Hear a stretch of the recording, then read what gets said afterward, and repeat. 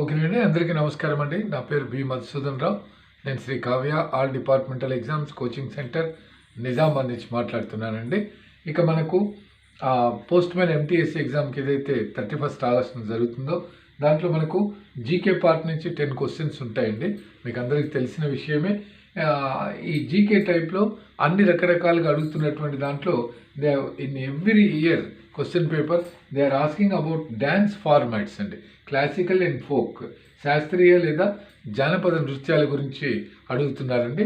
కొన్ని పదే అడిగినటువంటివి చూస్తే గూమర్ అనేది ఒకటి అడిగారండి. That belongs to Rajasthan state అండి, అంటే ఏ రాష్ట్రానికి చెందినటువంటిది అనేది. భాంగ్రా, గిద్దా ఈ 2 ఫార్మాట్స్ కూడా పంజాబ్ రాష్ట్రానికి చెందిందండి. అలాగే కథక్ ఉత్తరప్రదేశ్ రాష్ట్రానికి చెందింది. అలాగే గర్భా గుజరాత్ రాష్ట్రానికి చెందిందండి. నెక్స్ట్ బిహు ఇది అస్సాం రాష్ట్రానికి చెందిందండి. అలాగే భరతనాట్యం ఏదైతే ఉందో తమిళనాడుకు చెందిందండి భరతనాట్యం. కథాకళి ఏదైతే ఉందో కేరళ రాష్ట్రానికి చెందిందండి.